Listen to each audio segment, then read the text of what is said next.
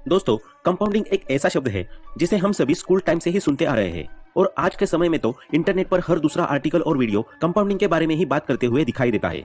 लेकिन इसके बावजूद भी अधिकतर लोगों को इसका सही इस्तेमाल कैसे करें इस बारे में कुछ पता नहीं होता है।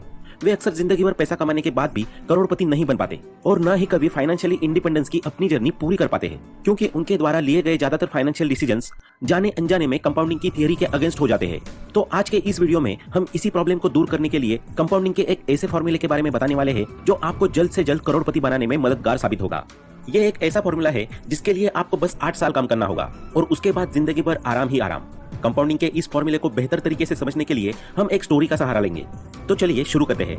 ये कहानी है 3 दोस्तों की, ऋषभ, शरद और कार्तिक की। तीनों दोस्त एक ही कॉलेज में एक ही क्लास में साथ साथ पढ़ते हैं। तीनों का याराना इतना पक्का है कि उनकी दोस्ती की मिसालें पूरे कॉलेज में दी जाती है। कॉलेज के लास्ट ईयर तक तीनों दोस्त साथ ही रहे। फिर जब करियर की बात आई तो तीनों को अलग अलग डायरेक्शन में जाना पड़ा। ऋषभ ने अपनी फ्रीडम को प्रायोरिटी देते हुए फ्रीलांसिंग करना चुना। वही शरद ने अपने पैशन को फॉलो करते हुए एक एडवर्टाइजिंग एजेंसी में एज अ राइटर ज्वाइन कर लिया। अब बचा कार्तिक, तो उसने कॉलेज प्लेसमेंट के थ्रू ही अपने करियर को दिशा देना सही समझा, इसलिए उसने एक सॉफ्टवेयर कंपनी में प्लेसमेंट ले लिया। इस तरह तीनों दोस्तों ने अपनी जर्नी की शुरुआत करी। काम में बिजी हो जाने के कारण उनका 1 साल बिना मिले ही गुजर गया। इस 1 साल में ऋषभ और शरद फाइनेंस के गणित को समझने की कोशिश कर चुके थे और उन्होंने ये जान लिया था कि केवल मंथली सैलरी से काम नहीं चलने वाला। इसलिए उन्होंने अपनी मंथली सैलरी से कुछ सेविंग्स करना शुरू कर दी और उन्हें किसी अच्छी जगह इन्वेस्ट करना भी स्टार्ट कर दिया।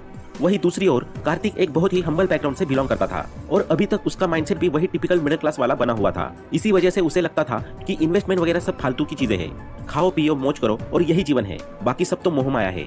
अपनी इसी फिलोसॉफी को फॉलो करते हुए कार्तिक ने एक महंगे से पॉश इलाके में अपने लिए एक फ्लैट रेंट पर ले लिया और फिर वहां से ऑफिस तक जाने के लिए एक चमचमाती ब्रांडेड कार ईएमआई पर खरीद ली।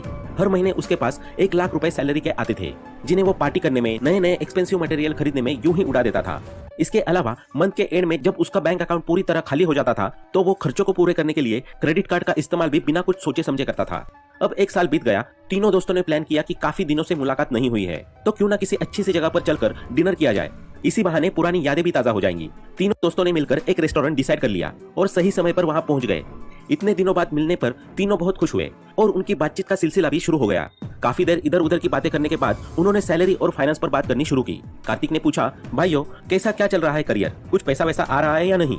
इस पर ऋषभ और शरद ने जवाब देते हुए कहा, हाँ भाई, आ जाता है महीने का 70-75 हजार और उसमें से कुछ % सेव करना और इन्वेस्ट करना भी शुरू कर दिया है। ये सुनकर कार्तिक को हंसी आ गई और कहा, 70,000 में से भी सेविंग्स? यहाँ मैं 1 लाख रुपए महीने का कमाता हूँ और फिर भी मेरे पास कुछ नहीं बचता और तुम दोनों 70,000 में से भी बचा रहे हो। कमाल है यार। मेरे हिसाब से तो तभी इतने कम पैसों में सेविंग्स और इन्वेस्टिंग पॉसिबल है जब सारे जरूरी खर्चे रोक दिए जाए। इस पर ऋषभ कहता है, नहीं भाई ऐसा नहीं है, मैं अपने पैसे और लाइफ को मैनेज करने के लिए 80-20 रूल को फॉलो करता हूँ। महीने का जितना भी पैसा मेरे पास आता है उसका 80% मैं अपने हाउस, ग्रोसरी बिल्स जैसे जरूरी चीजों पर खर्च करता हूँ और बचा हुआ 20% पैसा मैं इन्वेस्ट कर लेता हूँ। जैसे हर महीने फ्रीलांसिंग से मैं लगभग 70,000 रुपए कमा लेता हूँ, तो उनमें से 80% यानी कि 56,000 रुपए रोजमर्रा की चीजों पर खर्च कर लेता हूँ और बाकी का 20% यानी कि 14,000 रुपए इंडेक्स फंड में इन्वेस्ट कर देता हूँ। ऋषभ की बात को आगे बढ़ाते हुए शरद कहता है कि भाई मेरा भी कुछ ऐसा ही है। फालतू के खर्चों को मैंने बिल्कुल जीरो कर दिया है।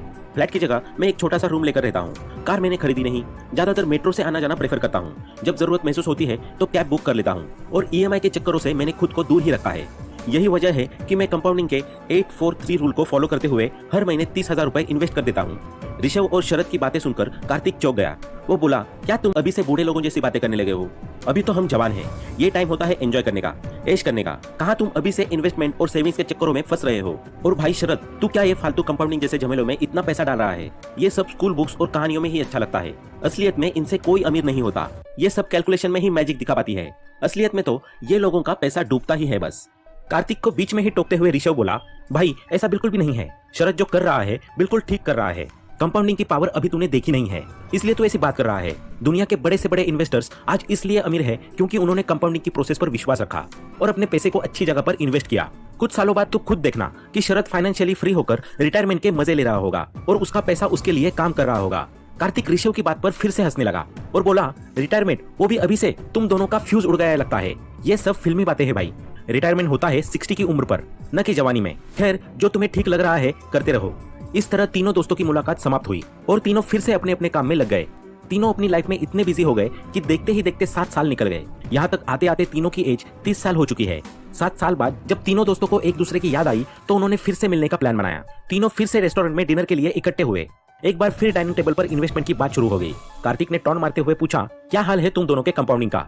तो इस पर ऋषभ ने जवाब देते हुए कहा, बढ़िया है भाई, मैंने इन 8 सालों में महीने के 14,000 के हिसाब से टोटल 13,44,000 रुपए इन्वेस्ट किए, जिस पर 12% एनुअल रिटर्न के हिसाब से मेरा रिटर्न हो गया 9,17,000 रुपए। यानी कि इन्वेस्टमेंट और रिटर्न को जोड़कर मेरा अब तक का टोटल अमाउंट 22,61,000 रुपए हो चुका है। वही अगर शरद की बात करें तो 30,000 रुपए पर मंथ के हिसाब से उसने अभी तक 28,80,000 रुपए इन्वेस्ट कर दिए हैं और 12% रिटर्न के हिसाब से उसका रिटर्न हुआ 19,65,000 रुपए।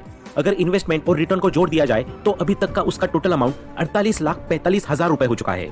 ऋषभ की यह बात सुनकर कार्तिक का चेहरा फीका पड़ गया। वो हैरान था कि इन दोनों से ज्यादा पैसा कमाने के बावजूद भी मेरे पास आज कुछ नहीं है। और एक तरफ ये दोनों है जिसमें से एक के पास लगभग 23 लाख रुपए है तो दूसरे के पास 48 लाख रुपए। कार्तिक को लगने लगा कि वो गलत था और उसके सारे डिसीजंस भी ठीक नहीं थे। इसलिए उसने शर्मिंदा होते हुए शरद से पूछा, भाई वो बताना 843 रूल ऑफ कंपाउंडिंग क्या था? शरद ने मुस्कुराते हुए कहा, भाई कुछ साल और रुक जा, फिर तुझे खुद समझ आ जाएगा। अगले 4 साल बाद तीनों दोस्तों की एक बार फिर मुलाकात हुई। अब जब बात फाइनेंस और रिटर्न पर पहुंची तो तब तक कंपाउंडिंग के मैजिक से ऋषभ के पास टोटल अमाउंट 45 लाख हो चुका था। वही दूसरी ओर शरद की बात की जाए तो उसके पास टोटल अमाउंट 96 लाख रुपए हो चुके थे, यानी कि पहले से लगभग 2 गुना। इस अमाउंट को सुनकर तो कार्तिक के होश ही उड़ गए। उसे अपनी गलतियों पर और पूरी जिंदगी फिजूल खर्चे करने पर पछतावा हो रहा था। उसे कंपाउंडिंग के पावर का एहसास हो चुका था।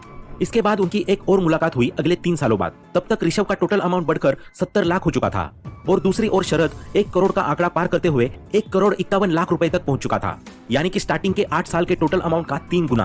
कार्तिक को अब शरद की कही वो बात याद आ रही थी कि भाई कुछ साल और रुक जा, तुझे अपने आप समझ में आ जाएगा कि कंपाउंडिंग का 843 रूल क्या है। और वो दिन आ चुका था जब कार्तिक समझ गया कि 843 रूल क्या है और मैजिक ऑफ कंपाउंडिंग क्या है। वो समझ गया कि पहले 50 लाख कमाने में शरद को 8 साल लगे, वही दूसरे 50 लाख उसने पावर ऑफ कंपाउंडिंग से अगले 4 साल में ही कमा लिए और तीसरे 50 लाख कमाने में तो उसे मात्र 3 साल ही लगे। यही है कंपाउंडिंग का असली पावर, जितना ज्यादा टाइम उतना ही ज्यादा रिटर्न। इसी पावर के दम पर आज शरद के पास पूरे 1.5 करोड़ रुपए थे, वो भी मात्र 15 सालों के पीरियड में। अब वो चाहे तो 37 की उम्र में रिटायरमेंट लेकर खुशी खुशी अपनी पूरी लाइफ एंजॉय कर सकता है। उसे कोई भी काम करने की जरूरत नहीं है। अब तो उसका पैसा ही उसके लिए और पैसा कमा कर ला सकता है। वो चाहे तो छोटे छोटे मल्टीपल बिजनेसेस खोल सकता है जो उसे जीवन भर पैसा कमा कर देंगे। दोस्तों, दुनिया के जाने माने इन्वेस्टर और बिजनेसमैन वॉरेन बफेट ने भी कंपाउंडिंग के 843 रूल का इस्तेमाल करते हुए अपने टीनेज में ही इन्वेस्टमेंट करना शुरू कर दिया था। वो अक्सर लोगों को सलाह देते हैं कि ज्यादा से ज्यादा कंपाउंडिंग का उपयोग करें और अपनी फाइनेंशियल जर्नी को सक्सेसफुल बनाएं। ट्रेडिंग जैसे शॉर्ट टर्म लालच में न पड़े। अगर रियलिटी में पॉजिटिव रिजल्ट्स और मैक्सिमम रिटर्न चाहते हैं तो बेहतर होगा कि लॉन्ग टर्म इन्वेस्टमेंट को चुनें और इंडेक्स फंड जैसी सेफ जगह पर निवेश करें।